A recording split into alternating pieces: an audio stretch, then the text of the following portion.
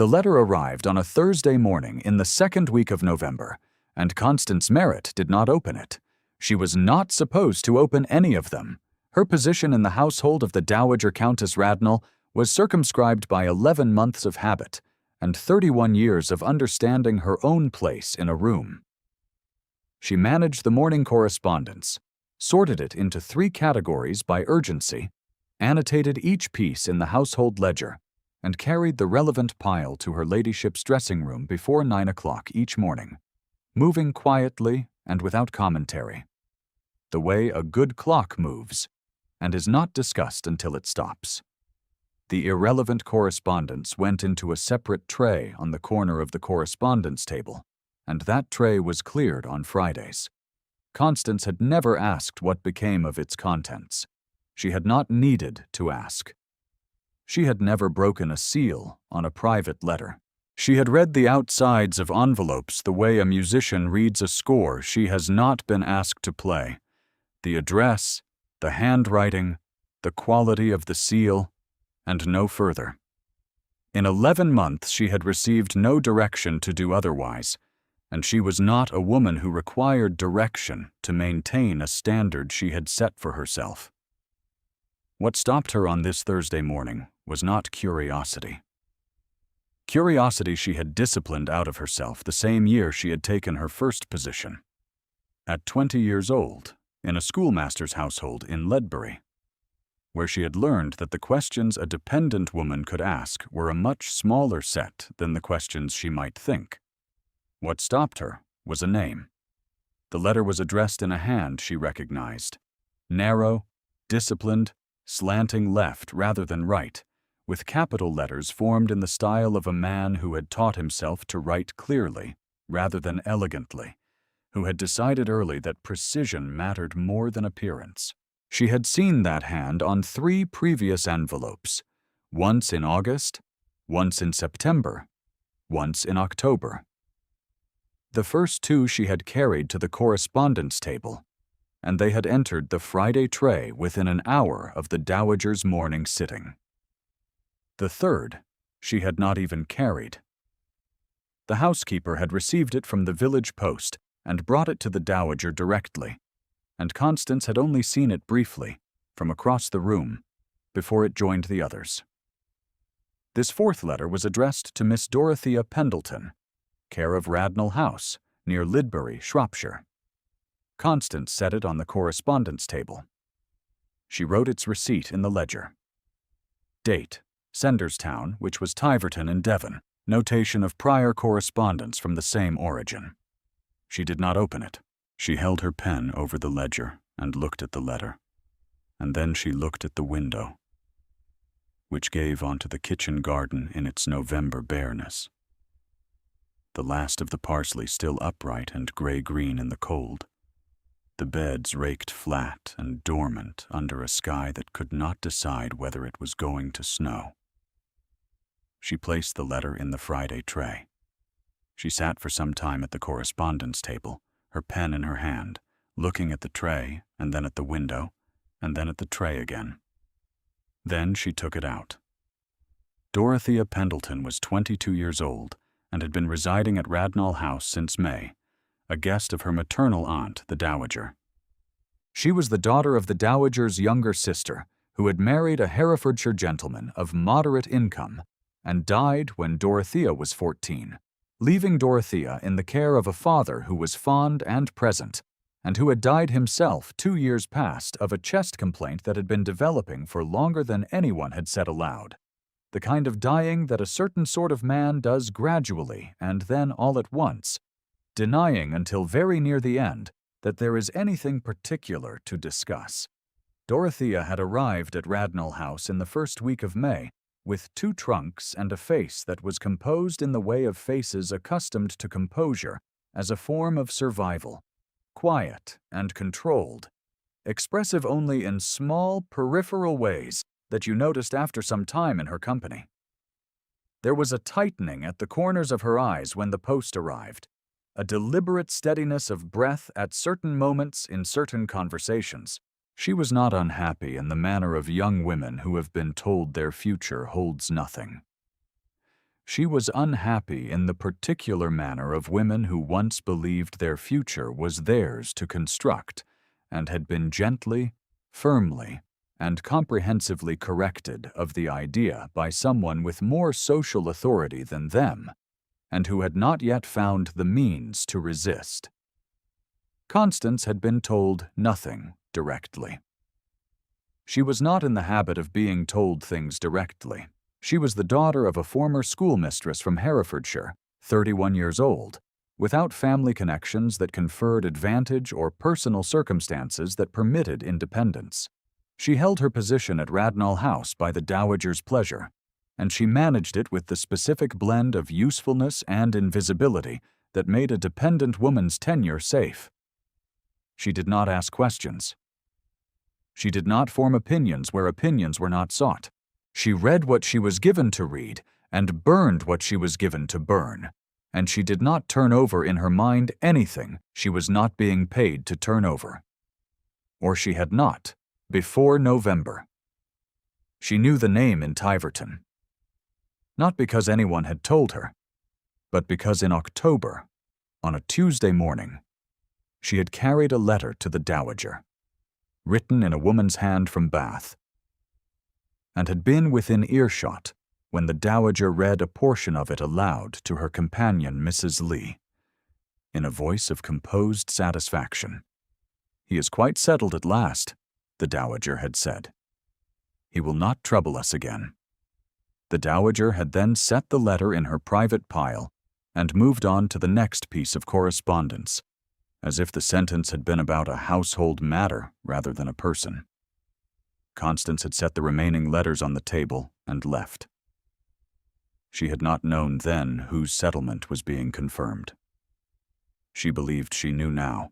There had been 4 letters in a left slanting hand from Tiverton, Devon, and they had all ended in the Friday tray unopened, and the dowager had received word from Bath that the man in question was settled, which meant he had stopped writing, which meant he had perhaps concluded from Dorothea's silence that the silence was Dorothea's own choosing, and not the choosing of the woman who cleared the Friday tray.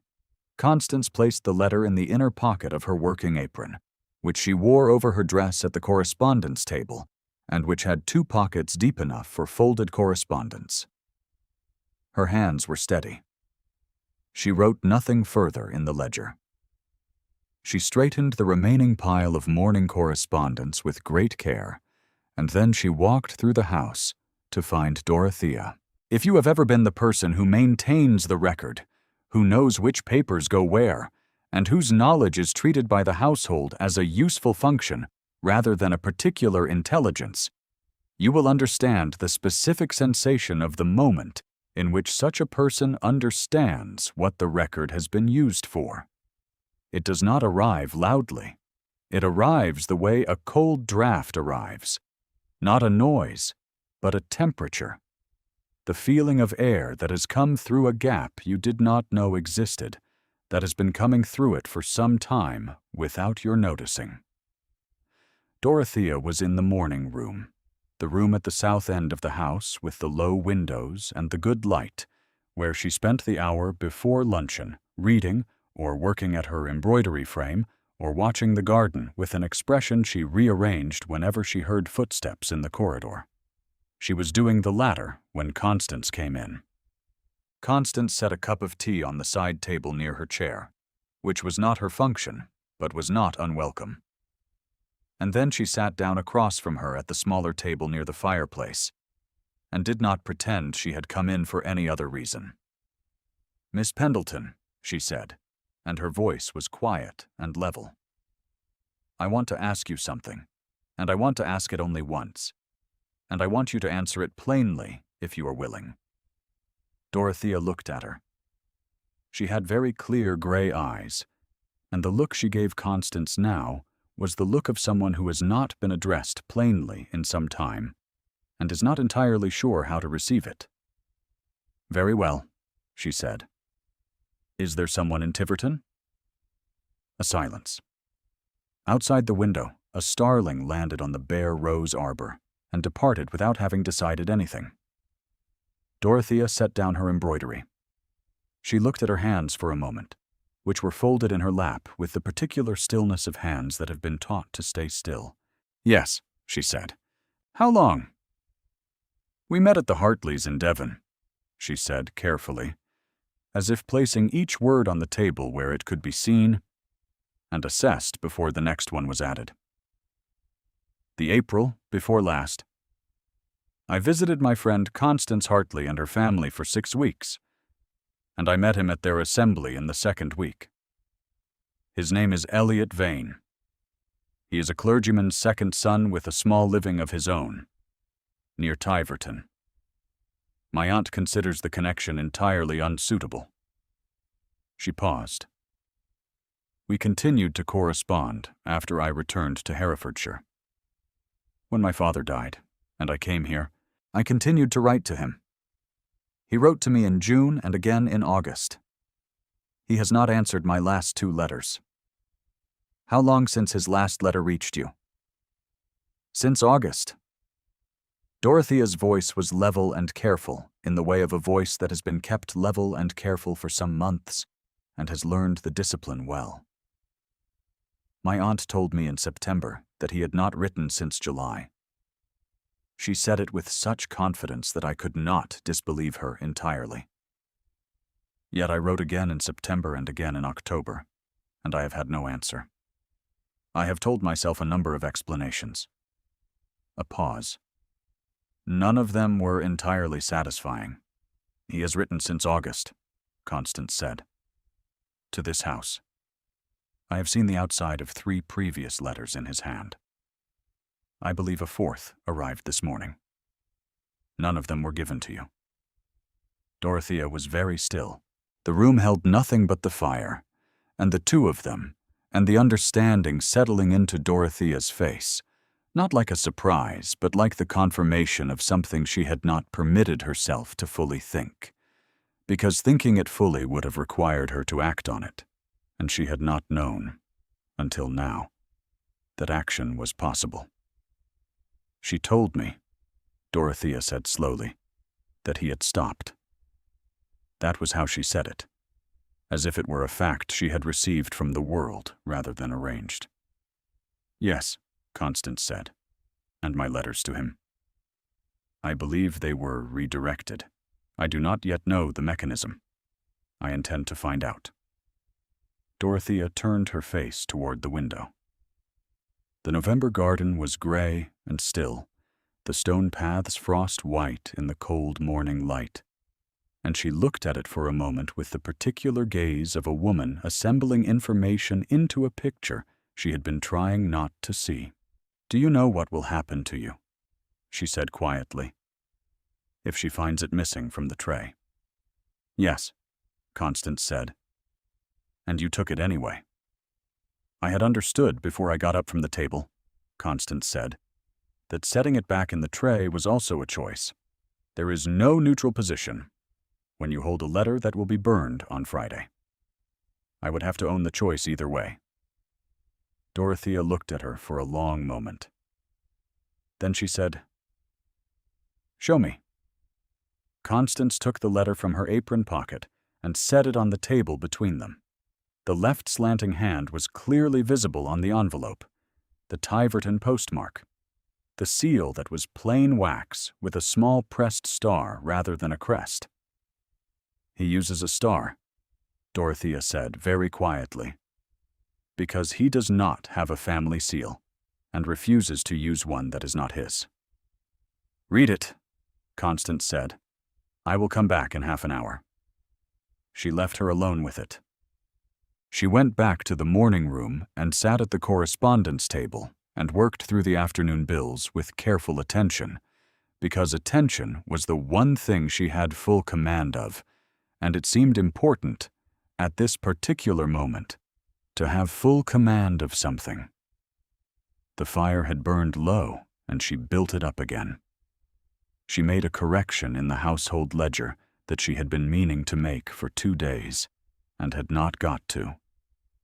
She drafted a reply to the haberdasher in Ludlow about a discrepancy in the accounts for household linen, a letter that required 3 sentences, and which she wrote with the same care she would have given a legal document, because it was the task in front of her, and she was not in the habit of performing her work badly, regardless of what else was in her mind. At the end of the half-hour, she went back to the morning room. Dorothea was standing at the window. She had been crying, or was on the threshold of it, in the quiet, controlled manner of a woman who has decided that she is not going to cry and is maintaining this decision with some effort. She held the letter in her hands, folded again and resealed as carefully as it had been before, and she turned when she heard Constance in the doorway. "He wrote to my aunt," she said, "directly, in October. He told her he had been writing to me and received no reply and could not accept a silence that had not come from my own hand. He asked her to allow him to hear from me directly, a single letter confirming that I wished the correspondence to end and he would not write again." She paused. She did not reply to him. She did not tell me he had written. She simply allowed the silence to continue. "Yes," Constance said. "He said, in the letter to me, that he had begun to believe I had decided against him. That he understood if the family's opposition had persuaded me. That he would not make difficulties for me." Dorothea's voice was level and careful, in the way of a voice doing a great deal of work to remain so. "He said he wished me well, and would not trespass on my silence." She looked at the letter in her hands. "He thought my silence was a message," she said. She arranged it so that my silence would read as a message, and his silence would read as one to me. Constance said nothing. There was nothing to say that the situation had not already said more precisely. "He has been in Tiverton for 1.5 years, Dorothea said, waiting to hear that I had decided against him, waiting for me to make it plain." She set the letter on the table with the deliberate care of a woman placing something that matters somewhere it will not be disturbed. "He will think I chose silence. He will have thought it for months." "He will not think it much longer," Constance said. Dorothea looked at her. "I'm going to write to him this evening," Constance said, "in my own name. I'm going to tell him what I know about the arrangement, and I am going to tell him that you have not chosen silence, and that the silence he received was not yours." She paused. "I am also going to tell him, if he intends to act on it, that he would do well to come to Shropshire, rather than send further letters here, and that Mr. Fenwick at St. Cuthbert's will receive him properly, and can arrange a meeting that is public and appropriate." Dorothea was quiet for a moment. "I will give you his address in full," she said. The footman Thomas was not quite 20, a Shropshire boy who had come to Radnall House at 16, and who had developed over 4 years the finely calibrated instinct of the good servant, a sense for which direction was useful, and an unarticulated but genuine reluctance to be useful in a direction that was not right. He had a sister in service in Worcester who wrote him practical letters about wages and weather, and he had the particular kind of conscience that comes from being raised in a household where honesty was treated as a practical virtue rather than a sentimental one, not announced, not dramatized, simply maintained, the way you maintain a tool you depend on. Constance found him in the back passage sorting the household accounts for the housekeeper. She did not ask him anything complicated. She asked him what he knew about the routing of letters addressed to Miss Pendleton from a Tiverton direction since the spring. He told her without hesitation. He was, she thought, relieved to be asked. He had the look of a person who has been carrying something that does not belong to him, and has been waiting, without quite allowing himself to hope, for someone to come and take it back. What had been arranged was this. Before Dorothea had even arrived at Radnall House in May, the Dowager had attended to the matter with the thoroughness of a woman who anticipates resistance and prefers to remove the terrain on which it might be mounted before the need arises.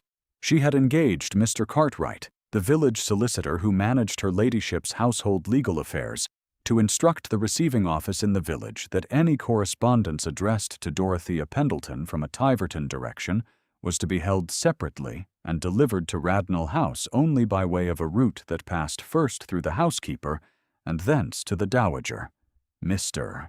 Cartwright had been told it was a matter of protecting a young female relation from an unsuitable correspondence, and he had complied without inquiry, which was his professional habit.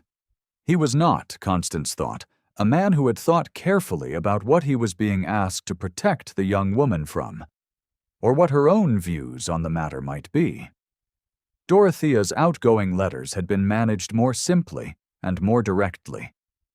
She had written them in good faith and given them to Thomas to post, and Thomas, under instruction from the housekeeper, who was under instruction from the dowager, had delivered them to the household post rather than the village receiving office, and they had been annotated in the ledger, and they had burned on Fridays. The result was clean and nearly perfect in its operation. Each of them had been allowed to believe the other had gone silent. Each had been offered a silence that could be read as acceptance, or as resignation, or as defeat, depending on the character of the person receiving it. A silence presented to a clergyman's son of modest means and no influential connections carried the full weight of a family's social authority. He had no mechanism of appeal. A silence presented to a woman living inside the household that was generating it was simply the wall of a room she had already known she was in. She thanked Thomas, briefly and without ceremony, and went back to the morning room. She sat at the correspondence table with the household ledger open before her, and she did not write in it. She thought about what had been arranged: the solicitor, the receiving office, the household post, the Friday tray. She thought about how long it had been in operation before she had understood it, and she thought about the specific confidence required to maintain it. The confidence of a woman who knows she controls the information and therefore controls the conclusion each party will draw from the information they receive. The dowager was not wrong in her assessment of Elliot Vane's unsuitability in the strictly practical sense. He was a clergyman's second son with a modest living, and no family connections was not what a countess's niece was expected to choose. She was not wrong in believing that the connection would cause the family difficulty. She was not even, by the standards of the world she inhabited, wrong in believing that her management of the situation was an act of protection rather than interference. What she had not considered, or had considered and dismissed, was that the two people whose correspondence she was managing had their own account of the situation, and that they were owed it, and that intercepting letters was not the same as preventing a conclusion, but only postponing it while compounding its cost to everyone involved. This was not a thought Constance said aloud. She said it to herself, in the correspondence room, in the November afternoon, with the fire burning low, and the Friday tray sitting on the corner of the table. And then she set it aside and went to work on the letters she needed to write. Constance wrote her letters that evening. The first went to Mr. Elliot Vane of Tiverton, Devon, written in her own name, signed with her own name, in the same level hand she used for the household correspondence, because she did not own two hands.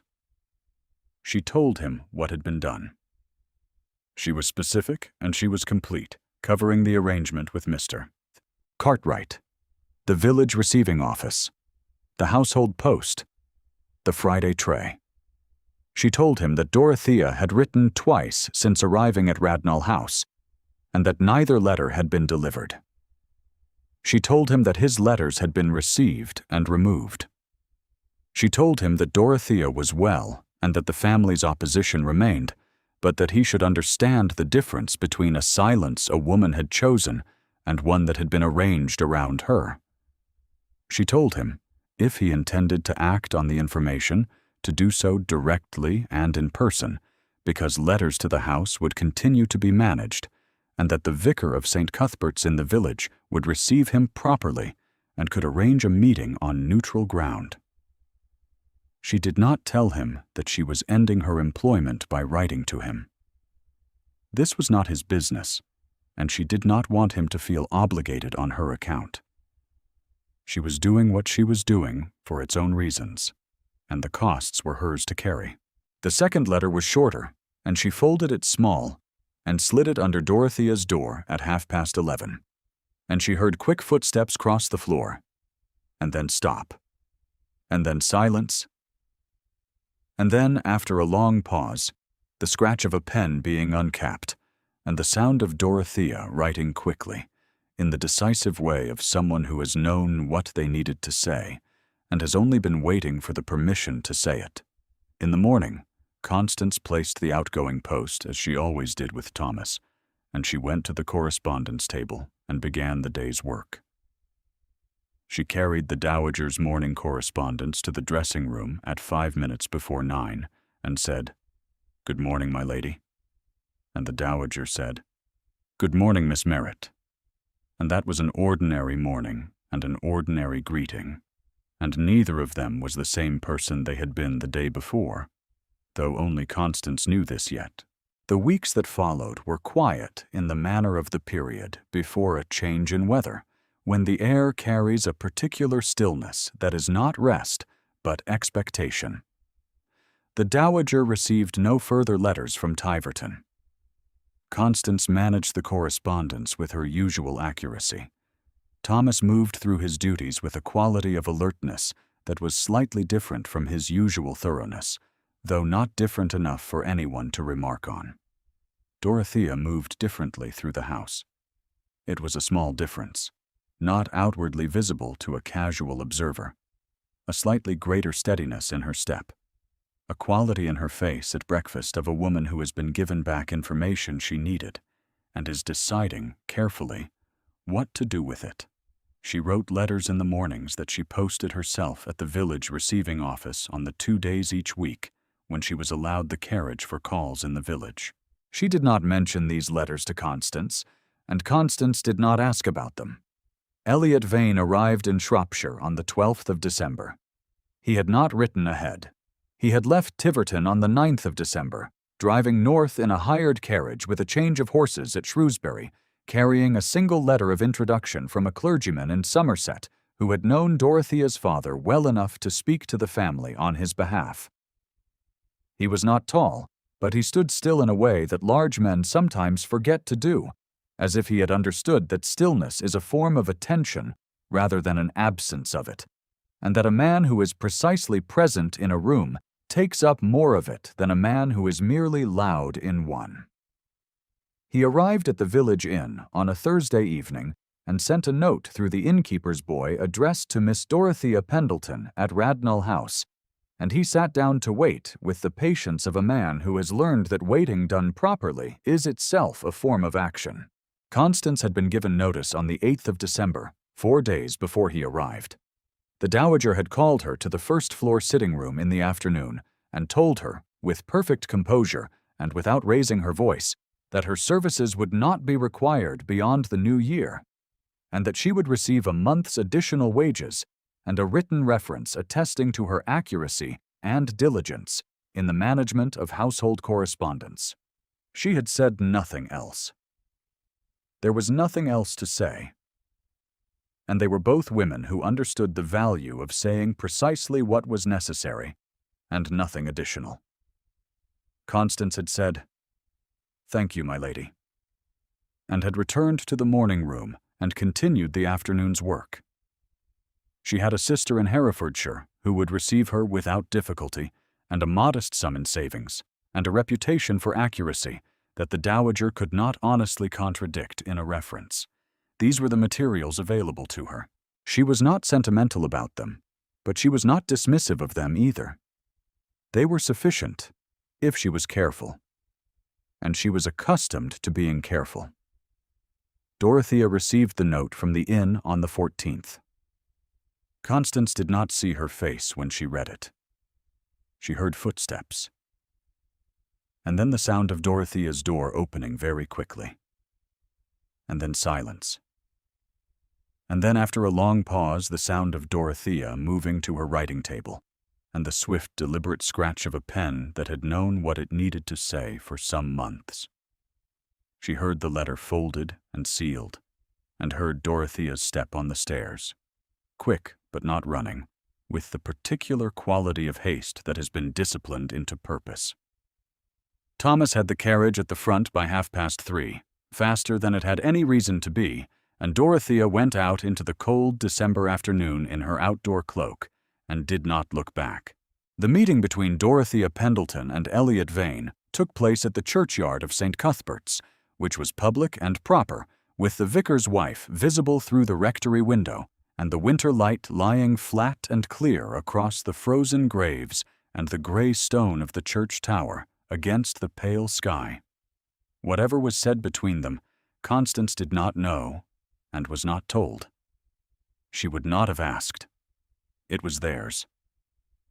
What she knew was that Dorothea returned 2 hours later with color in her face that was not entirely the cold, and went directly upstairs to the dowager's sitting room and knocked and entered and closed the door behind her. Constance sat in the morning room with the afternoon correspondence and listened to the sounds of the house, the fire in the grate, the footsteps overhead, the muted shape of 2 voices, Dorothea's steady and measured, the dowager's initially sharp and then controlled, and the long silences between them that were the silences of 2 women working out, in real time and without mediation, the terms of what had changed and what could not be changed back. The dowager emerged after 45 minutes.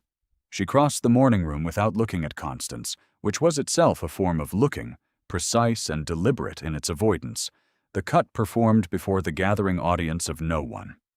Dorothea came in 10 minutes later.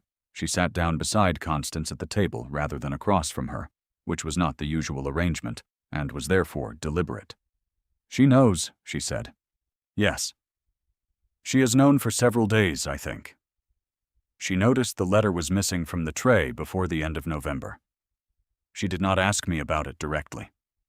Dorothea folded her hands on the table.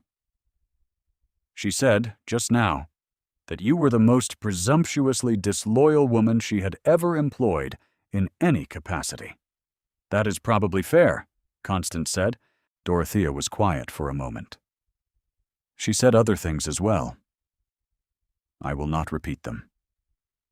A pause. "She is not a bad woman, Miss Merritt. She is a woman who has been managing the people she cares about for a very long time, and has been right often enough that the habit is very deep, and the certainty is entirely genuine. She believed she was protecting me. She believed it when she arranged it, and she believes it still." "Yes," Constance said. "I imagine she does." "He wishes to call formally," Dorothea said. "With Mr. Fenwick's introduction, she has not agreed and has not refused. She says she requires time to consider whether the circumstances warrant reconsideration." A brief pause that held something almost dry in it. "I have told her that the circumstances have already reconsidered themselves, and that what she is being offered is the opportunity to do so as well." Constance looked at the ledger open on the table before her. The columns were neat and complete, every entry in its correct line. "Mr. Vane has a connection in Shrewsbury," Dorothea said. "A former schoolfellow, a Mr. Alderton, who is established there as a solicitor. His affairs have grown considerably in the last 2 years, and his household requires a secretary who can manage both correspondence and legal documents with accuracy and discretion." She looked at Constance directly. "He mentioned it to me this afternoon.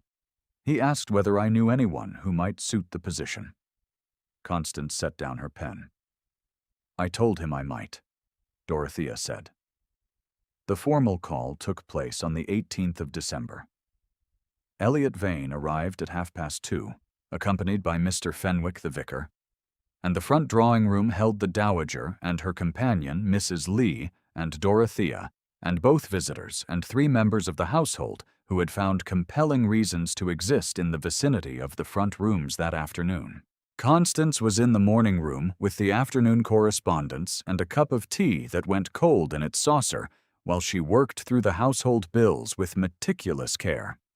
She had seen Vane once, briefly, from the upstairs passage window as he came up the front steps, compact, dark-haired, with a coat that was good without being fashionable, and a way of mounting the steps that was deliberate, each step placed as if the ground had been considered in advance. She had formed no further impression of him, because she had gone back to the accounts immediately, which was the appropriate thing to do. The visit lasted an hour and 20 minutes. She heard the vicar and Mr. Vane depart, and then she heard the dowager's footsteps crossing the hall in the direction of her private apartments, footsteps that were precisely measured, neither hurried nor slow, which was itself information. And then Dorothea's footsteps on the stairs, slower and different in quality from her usual step, as if each foot was finding new ground rather than familiar. She appeared in the doorway of the morning room. She did not refuse him, she said. She said she would give the matter the consideration it deserved, which means she will not move quickly, and she will not move on anyone's timetable but her own. She did not refuse. She came and sat beside Constance. Mr. Vane asked me to give you his thanks.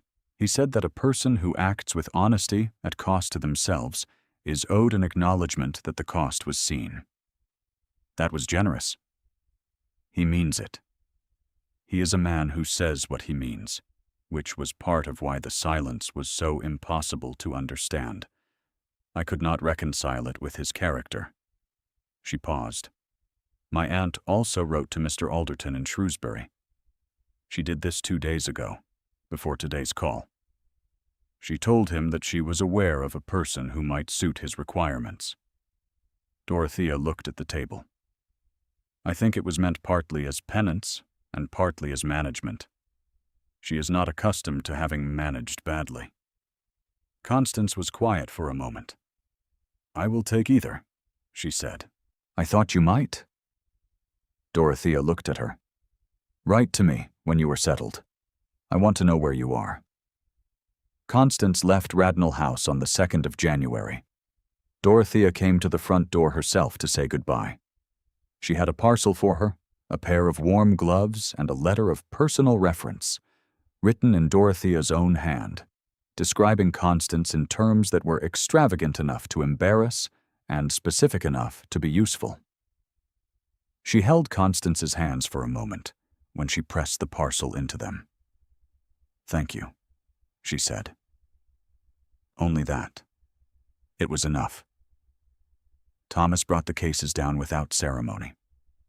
The morning was very cold and still, the stone walls of the house the color of old pewter in the January light, the yew trees dark against the white sky, the gravel path raked clear of frost by some hand that had been up before the household. The road to Shrewsbury ran north through the long Shropshire hills.